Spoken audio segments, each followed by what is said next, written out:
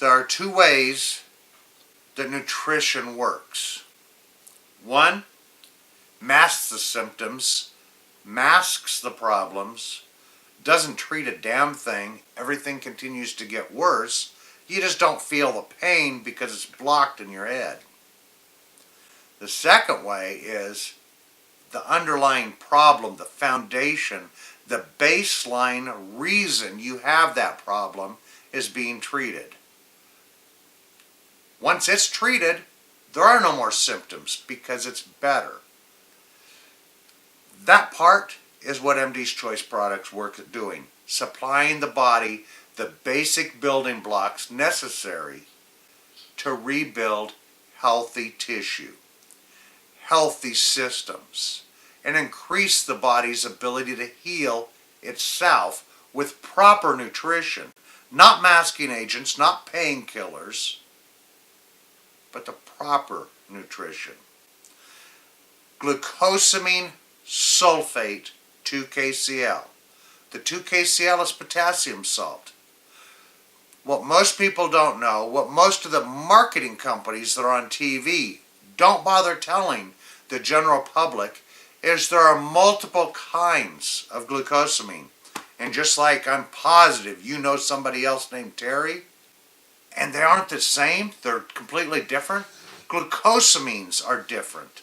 Not only is there glucosamine sulfate 2-KCl, which is the only kind of glucosamine MD's Choice uses, there's glucosamine sulfate NaCl, which is pretty good and does have clinical trials that show it works far better than the most popular type of glucosamine out there, which is glucosamine HCl.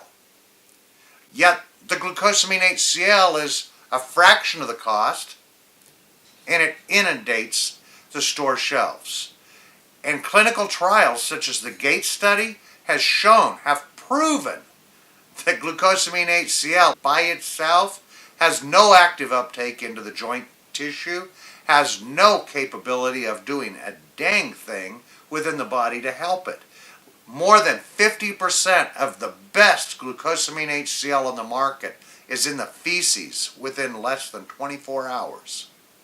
Whereas over 80% of glucosamine sulfate, NaCl or 2-KCl, is in the bloodstream within 30 to 45 minutes and can be found in joint tissue within 4 to 6 hours. That doesn't mean it's a quick fix. That doesn't mean the problem is going to be dealt with right away. It means that the system is beginning to get what it needs to improve the health of that particular structure, that ligament, that tendon, that synovial fluid or cartilage, that soft tissue that glucosamine affects. MSM. Anybody in the equine world has heard of DMSO. What you probably haven't heard of much is MSM, methyl sulfonomethane. It is biologically active sulfur.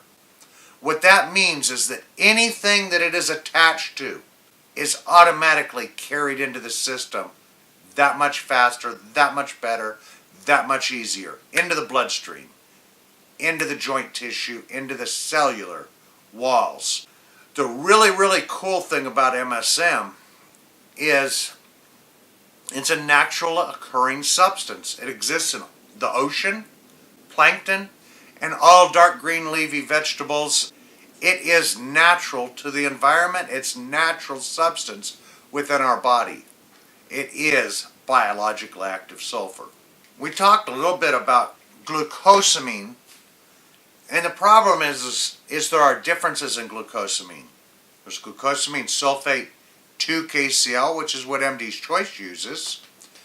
There's glucosamine sulfate NaCl, which a few other companies that have bothered to look at some of the science use. There's glucosamine HCl, which God knows what reason any company would still have that in their product, honestly. The GAIT Study, G-A-I-T. Look it up.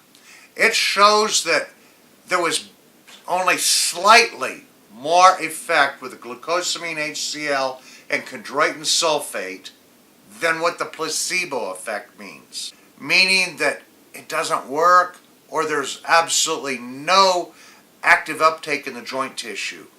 There was not enough conclusive evidence after thousands of human beings were researched to show any significant improvement. And they put it up against painkillers. People noticed more of a difference over that time with the painkillers than they did with any of the products that had glucosamine HCl in them by themselves.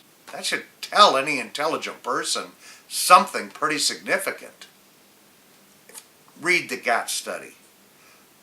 There's one thing that you're going to find missing from that GAIT study, and that's glucosamine sulfate. Doesn't matter if it's NaCl or 2-KCl, both are missing. Why? Because the people that manufacture glucosamine HCl is who helped fund and supply the government with thousands upon thousands of bottles to do that study. Their goal was that their product would show some significant or at least slight improvement. The upside, the study didn't say it killed anybody. The upside, it didn't say it was a total and complete waste of money. The downside, it also said it wasn't shown in any joint tissue.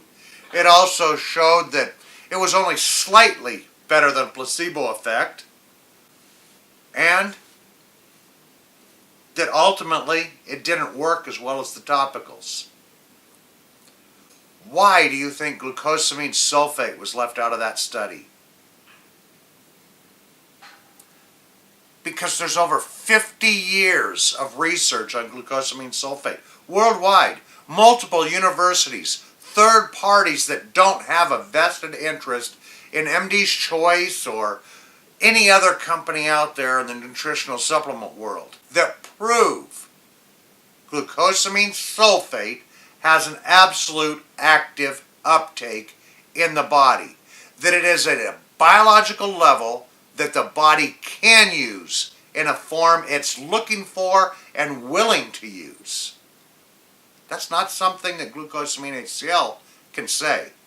Because if you look at the science behind glucosamine HCl, that HCl molecule, hydrochloride molecule, has to, not should, not could, not maybe, has to be exchanged with a sulfur molecule for that glucosamine to leave the bloodstream and make it to the chondrocytes, to the joint tissue. Without that exchange, that glucosamine has zero impact upon the joint tissue. Without that sulfur exchange, that glucosamine passes right through the system. You can take a look at jointsreport.com. That's JOINTS report.com and get a little bit more information about the ingredients commonly used in joint supplements in the human market. Jointsreport.com. It's the good, bad, and useless of joint supplement ingredients. It's the dangerous, the questionable.